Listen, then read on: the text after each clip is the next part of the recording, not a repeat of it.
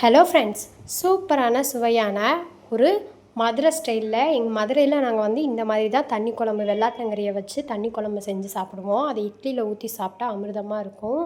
So அந்த குழம்பு எப்படி செய்கிறதுன்னு பார்க்கலாமா? ஃபஸ்ட்டு ஒரு 1/2 கிலோ மட்டனை வந்து குக்கரில் எடுத்து வச்சுருக்கேன். நல்லா வாஷ் பண்ணி கொஞ்சம் 1/4 டீஸ்பூன் சீரகம், ஒரு 1/4 டீஸ்பூன் மஞ்சத்தூள் சேர்த்துருக்கேன்.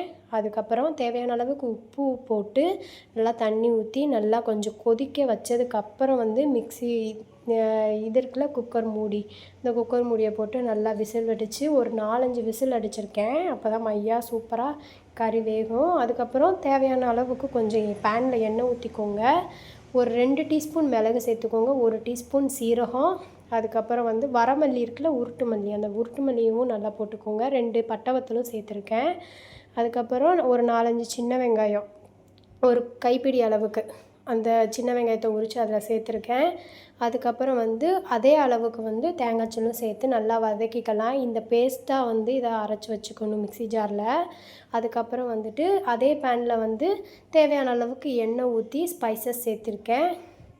அப்புறம் ஒரு 1/2 கைப்பிடி வந்து சின்ன வெங்காயம் திருப்பியும் ஒரு கொஞ்சம் நறுக்கி அதில் சேர்த்து, அதுக்கப்புறம் ஒரு தக்காளி தான் போட்டிருக்கேன். ரொம்ப தக்காளி போடாதீங்க, புளிப்புத்தன்மை வந்துச்சுன்னா டேஸ்ட் நல்லா இருக்காது.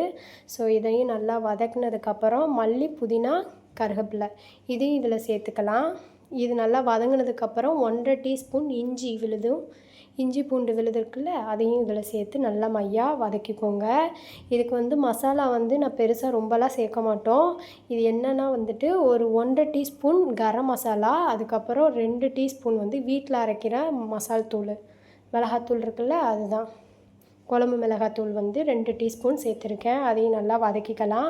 அப்புறம் மிக்ஸி ஜாரில் நம்ம அடித்த பேஸ்ட் இருக்குல்ல, அதையும் தண்ணி ஊற்றி கலந்து இந்த மாதிரி கொதிக்க விடுங்க. இது நல்லா கொதித்து வர டைமில் தான் வந்துட்டு நம்ம வெள்ளாட்டங்கறியை வந்து குக்கரில் வேக வச்சோம் பார்த்திங்களா, அதை வந்து இதில் ஆட் பண்ணிக்கணும். இது நல்லா அதுக்கப்புறம் பாருங்கள், இப்போ வெள்ளாட்டங்கறி சூப்பராக குக்கரில் வெந்திருக்கு. இதில் வந்து தனியாக சூப் எடுத்து வச்சுருக்கேன். இது நம்ம வீட்டில் இருக்கிற குழந்தைங்களுக்கு வந்து சாதத்தில் போட்டு பிணைஞ்சு ஊட்டினோம்னா ரொம்ப ஆரோக்கியமாக இருக்கும். அதனால் எடுத்து வச்சுருக்கேன். இப்போ பாருங்கள், அந்த வெள்ளாட்டங்கறியை வந்து இந்த கொதித்த அந்த கிரேவியில் வந்து ஊற்றிட்டோம்.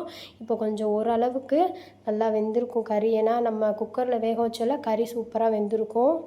இப்போ 1 டம்ளர் தண்ணி ஊற்றி தேவையான அளவுக்கு உப்பும் போட்டு நல்லா மையாக கொதிக்க விடுங்க. நல்லா மூடி போட்டு கொதிக்க விடுங்க. இப்போ பாருங்கள், நான் வந்துட்டு வெள்ளாட்டங்கறி தண்ணி குழம்பு செய்யும் போதே பக்கத்தில் இட்லியும் வேக வச்சிட்டேன். இப்போ பாருங்கள், வெந்து முடிச்சிருச்சு நல்லா கறி. இப்போ பாருங்கள், இட்லியில் வந்துட்டு நல்லா சுட சுட இட்லி எடுத்து வச்சுருக்கேன். அதில் வந்து இந்த மதுரை வெள்ளாட்டங்கறி தண்ணி குழம்பு ஊற்றி சாப்பிட்டோம்னா அமிர்தமாக இருக்கும். கண்டிப்பாக உங்கள் வீட்லேயும் ட்ரை பண்ணி பாருங்கள். இந்த மாதிரி குக்கிங்ஸ் வீடியோ பார்க்க என்னுடைய சேனலை மறக்காமல் சப்ஸ்கிரைப் பண்ணி ஆல் பட்டனை கிளிக் பண்ணுங்கள். Bye bye.